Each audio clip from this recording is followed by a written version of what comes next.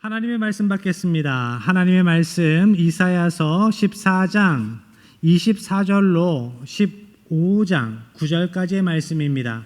본문이 길기 때문에 우리가 교독할 때에는 이사야서 14장 24절로 27절까지의 말씀만 교독하도록 하겠습니다. 만군의 여호와께서 맹세하여 이르시되 내가 생각한 것이 반드시 되며 내가 경영한 것을 반드시 이루리라. 내가 아수르를 나의 땅에서 파하며 나의 산에서 그것을 짓밟으니 그때에 그의 멍에가 이스라엘에서 떠나고 그의 짐이 그들의 어깨에서 벗어질 것이라.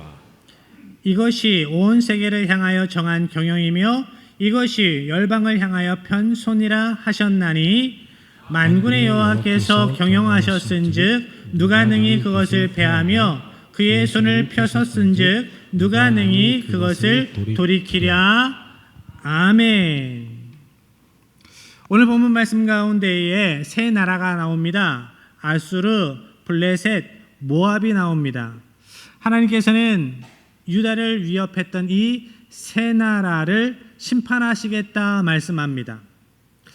하나님께서 말씀하신 대로 이 세 나라는 바벨론에 의해서 차례차례 멸망당합니다. 아수르, 블레셋, 모압 순으로.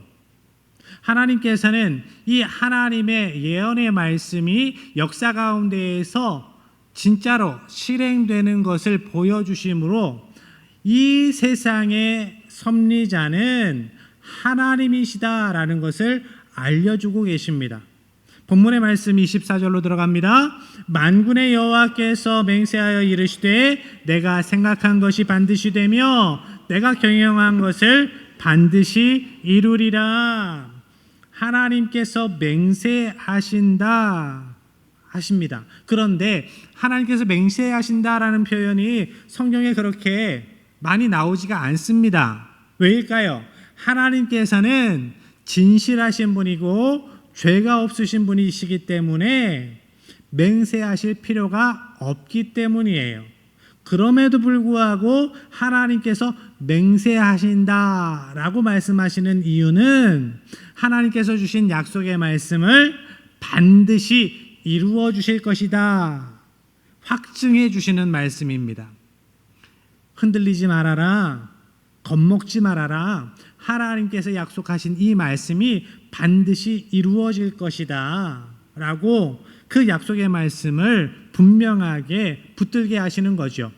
하나님께서 우리의 삶 가운데에서도 우리에게 약속하신 말씀의 성취를 확증해 주시는 일들이 있습니다. 하나님께서 주신 약속의 말씀을 확증해 주실 때 어떻게 확증해 주실까요?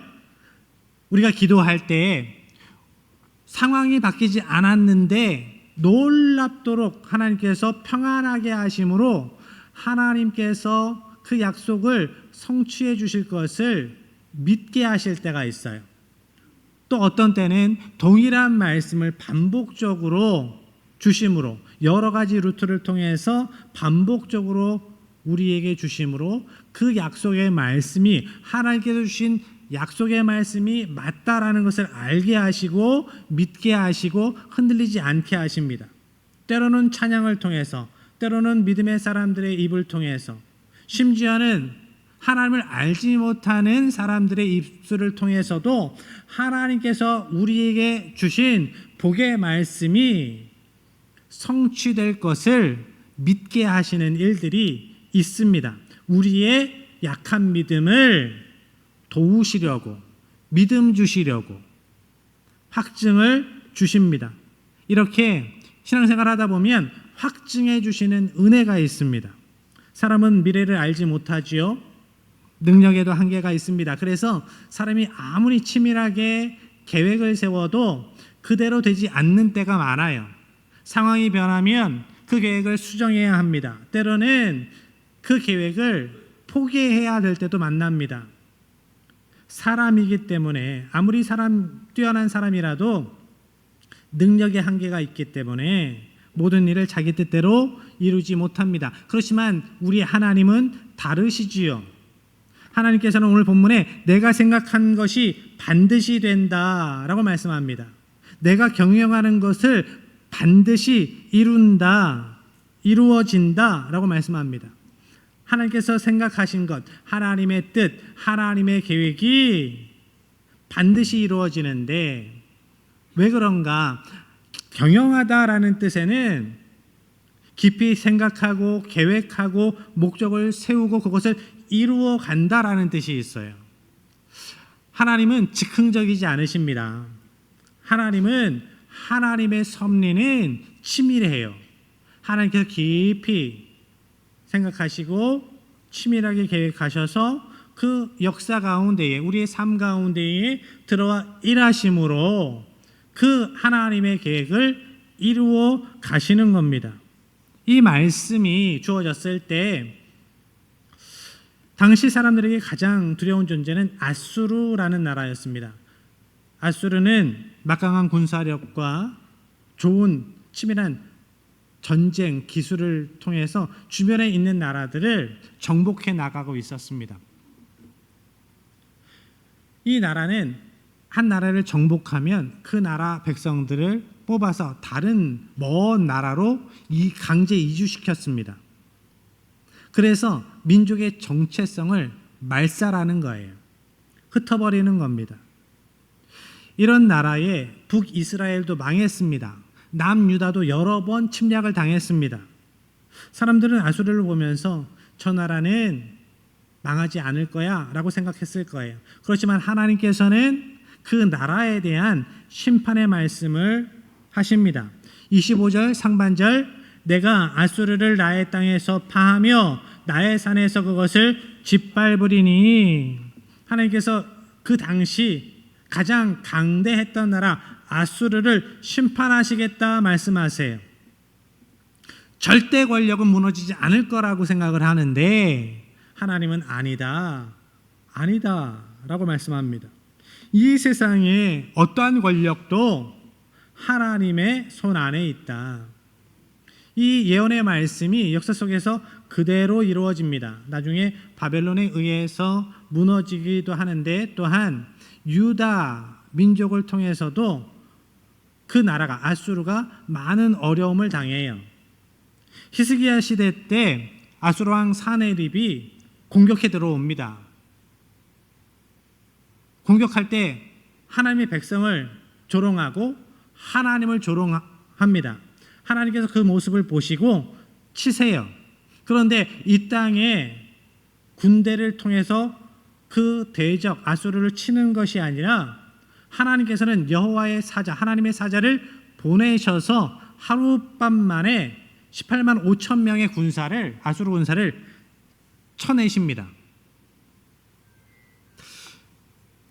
어떤 신학자가 중세에 한 천사 하나가 얼마나 많은 군사를 죽일 수 있는가를 논의했어요. 얼마나 많은 군사를 한 여호와의 사자가 처리할 수 있나? 20만이다, 30만이다 이야기를 하는데 하나님께서 우리가 기도 가운데 말씀을 묵상하는 가운데 알려주시죠. 하나님의 백성들을 보호하시고 인도하시기 위해서 하나님은 천사를 보내시기도 하는데 천사 군단을 보내시기도 한다. 이 얼마나 엄청난 복의 말씀입니까? 위로의 말씀입니까? 이 세상에서 내가 힘이 없다, 능력이 없다, 아는 빽이 없다 라고 이야기를 하는데 하나님께서는 이렇게 말씀하시는 거예요. 아니야, 내가 너의 빽이야. 내가 너의 능력이야. 나를 의지하면 돼 라고 말씀하시는 겁니다. 오늘 말씀을 통해서도 아수르 대단한 것 같지? 아니다. 너희들의 힘과 능력은 나 여호와다 라고 말씀을 하시는 거예요. 그렇게 하나님에 의해서 무너진 이 아수르 사네립은 회군을 해서 니느웨로 돌아갑니다. 자기 신전에 들어갔을 때 자기 아들들의 칼에 죽임을 당해요.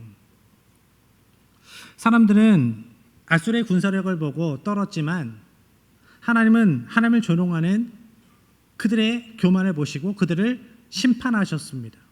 단칼에 심판하세요.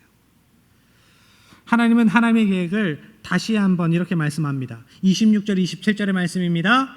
이것이 온 세계를 향하여 정한 경영이며 이것이 열방을 향하여 편손이라 하셨나니 만군의 여호와께서 경영하셨은즉 누가 능히 그것을 패하며 그의 손을 펴섰은즉 누가 능히 그것을 돌이키랴. 하나님께서는 아수르를 통해서 아수르를 심판하시는 모습을 통해서 이 세상의 섭리자는 하나님이시다라는 것을 알려주고 계시는 거예요. 하나님께서는 아수르뿐만 아니라 다른 나라를 통해서도 하나님의 주권을 보여주십니다. 28절 29절 아하스 왕이 죽던 해에 이 경고가 임하니라. 블레셋 온 땅에 이어 너를 치던 막대기가 부러졌다고 기뻐하지 말라. 이제 아수르에 대한 심판 이후에 블레셋이라는 나라에 대한 심판의 말씀도 이어지고 있어요. 아하스 왕이 죽던 해에라고 이야기를 하는데 아수르의 봉신 국가를 자처했던 아하스 왕이 죽었습니다. 그러니까 그때에 블레셋은 이제 아수르의 힘도 빠지겠구나 생각하고 유다와 손을 잡고 아수르를 치려고 했어요. 그러면 자기 나라가 블레셋이 가장 강대한 나라가 될 거라고 아수르처럼 다른 나라들을 다 집어삼킬 수 있을 거라고 생각을 했습니다. 그렇지만 하나님께서는 그 블레셋의 기대를 무너뜨리세요. 29절의 말씀입니다. 뱀의 뿌리에서는 독사가 나겠고 그의 열매는 날아다니는 불뱀이 되리라. 오늘 유다와 아수르의 통치자가 죽고 사라질지라도 블레셋에 더 위협이 되는 더 강력한 지도자가 설 것을 말씀합니다. 이 말씀대로 아수르에는 사르곤 2세가 그리고 사네립이 왕으로 서는데 그 전보다 더 악독하고 더 강한 왕이었어요. 그리고 유다에는 히스기야가 왕으로 등극하지요. 특별히 히스기야는 블레셋이 우리 연합해서 아수르를 치자고 할 때 그 제안을 거절하고 자주 독립을 선언합니다. 그것이 하나님의 뜻이었기 때문에 그것이 하나님의 뜻임을 믿었기 때문에 어려운 길을 자처해서 걸어가는 거예요. 힘 있는 나라를 우방으로 삼는 것, 이것이 정치 외교의 기본인데도 하나님의 말씀을 붙듭니다. 정치의 기본, 외교력의 기본이 아니라 일반 상식이 아니라 하나님의 말씀을 붙드는 거예요. 블레셋이 기대했던 미래는 그렇게 이루어지지 않았습니다. 그들의 운명을 결정하는 것은 외교력이, 군사력이 아니었습니다. 하나님의 섭리였습니다. 오늘도 사람들은 세상의 변화를 봅니다. 정치, 외교, 경제, 군사력이 세상을 움직인다고 생각하기 때문에. 그렇지만 하나님께서는 말씀하세요. 오늘도 이 세상의 역사는 하나님의 손 안에 있다. 하나님의 섭리 가운데에 있다. 한 나라가 흥하고 망하는 것도 하나님의 섭리 가운데에 있습니다. 당시 철기 문화를 바탕으로 아주 강력하게 일어서고 있었던 블레셋, 그 블레셋은 오랫동안 이스라엘을 괴롭힙니다. 삼손 때도 그랬고 사울 때도 그랬고 다윗 때도 그래요. 그들은 하나님보다 자신의 힘을 더 신뢰했습니다. 견고한 성읍과 강한 군대가 자기들의 보루라고, 자기들이 신뢰할 것이라고 생각을 했습니다. 그러면서 점점 더 하나님의 백성들을, 하나님의 사람들을 박해하면서 점점 더 교만해져 갔습니다. 하나님께서는 그런 블레셋을 향해서 이렇게 예언하세요. 31절의 말씀입니다. 성문이여 슬피 울지어다. 성읍이여 부르짖을지어다. 너 블레셋이여 다 소멸되리로다.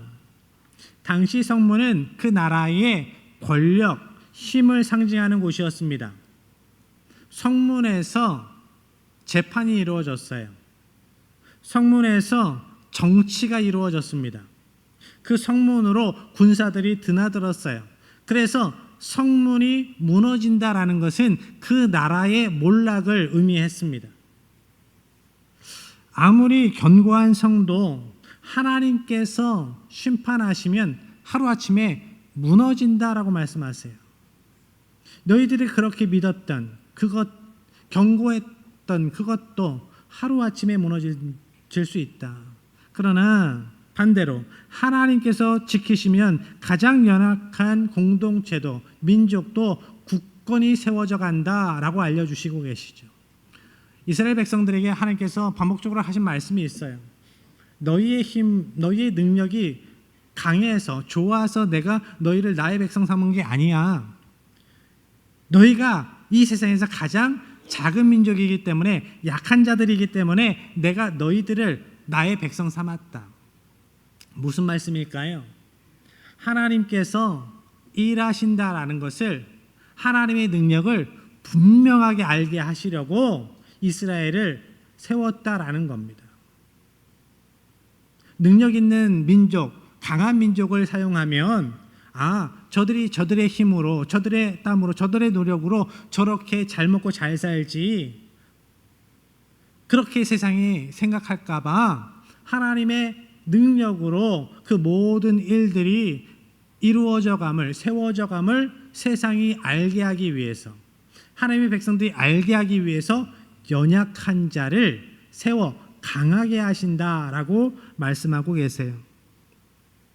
하나님은 이방 나라에 대한 심판을 말씀하시는 중에도 그래서 당신의 백성들을 향한 소망의 메시지를 주십니다. 32절 하반절입니다. 여호와께서 시온을 세우셨으나 그의 백성의 공고한 자들이 그 안에서 피난하리라.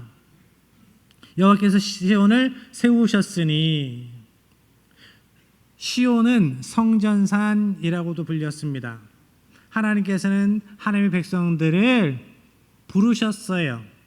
예배자로 부르셨습니다. 그의 백성의 공고한 자들이 그 안에서 피난하리라. 하나님께서 하나님의 백성들을 예배의 자리로 부르시고 그들의 찬양을, 그들의 기도를 받으신다라는 거예요.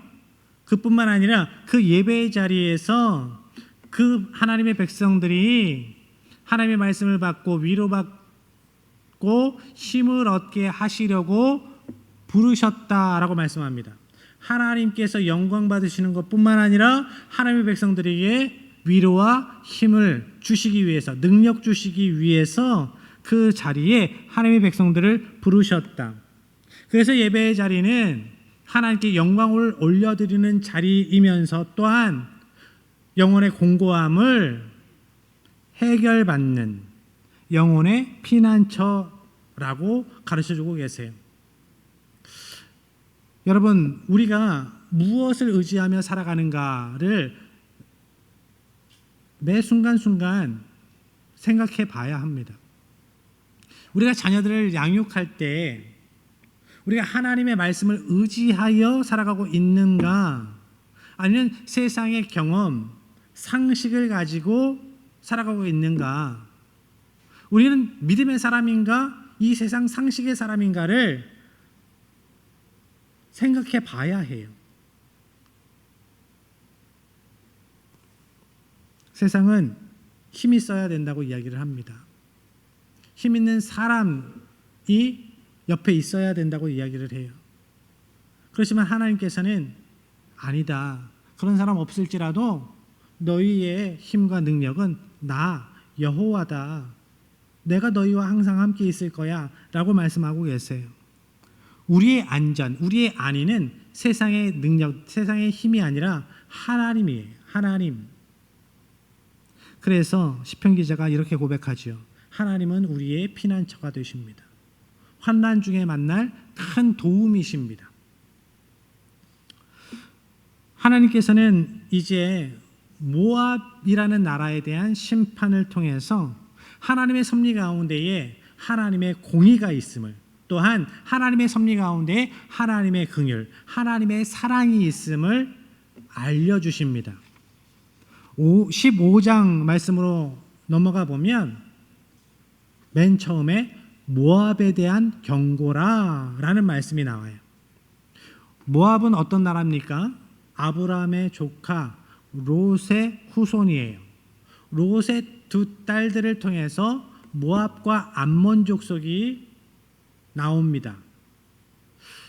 혈연적으로는 가까운 민족이지요. 그렇지만 역사 속에서 보면 이스라엘 백성과 철천지 원수처럼 지낸 민족이 모압입니다. 광야에서 발람을 불러서 이스라엘을 저주하도록 사주했던 민족. 바알부월 사건을 보면 이스라엘 백성들을 우상 숭배에 빠뜨렸던 민족. 사사 시대에도 그 이후에도 계속해서 모압 민족은 하나님의 백성들을 유혹하고 죄로 유혹하고 시험 들게 하는 그러한 악한 존재였습니다. 악한 존재. 그런데 하나님께서는 그런 하나님의 백성들을 괴롭히고 악한 길로 유혹하는 계속 못된 짓을 일삼는 그 모압을 오랫동안 참아주세요. 우리가 신앙생활할 때 언제 답답할까요? 여러분은 믿음으로 살아갈 때 언제 가장 힘드신가요? 하나님께서 못된 놈들을 심판하지 않으실 때, 벌하지 않으실 때, 하나님 저렇게 못된 짓을 하는데 왜 이렇게 오래 참아주세요? 왜 이렇게 심판하지 않으세요? 하나님 심판해 주세요. 벌해 주세요. 하나님께서 치시는 모습을 제가 보고 싶어요.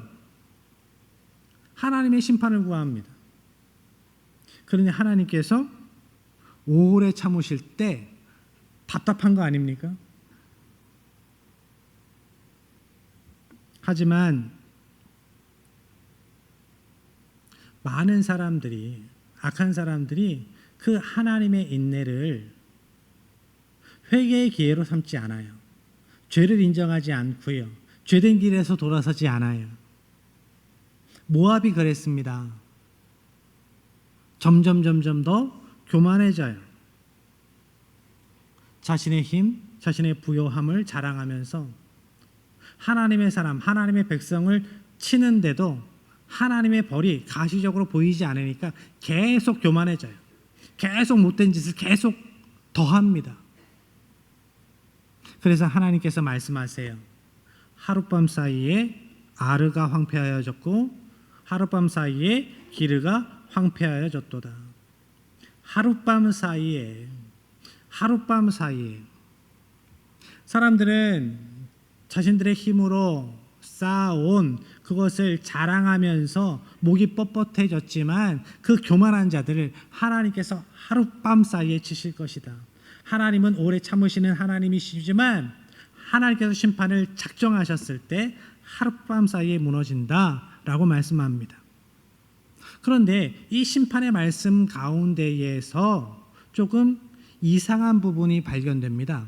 어떤 부분이냐면 심판의 말씀이면 어떻게 언제 심판하실지 심판의 방법, 심판의 내용이 잘 기록되어 있으면 좋을 것 같은데 그러한 기록이 없고 그러한 말씀이 없고 계속해서 울음과 통곡의 이야기가 계속 기록되고 있어요.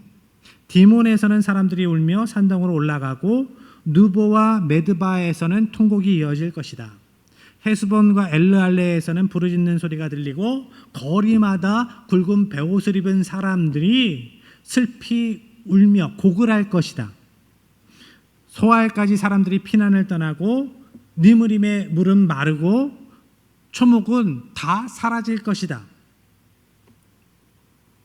사람들이 계속 죽어나갈 것이다. 곡하는 소리가 넘칠 것이다. 슬피 우는 그 소리가 골목골목을 채울 것이다. 이사야는 단순히 모압이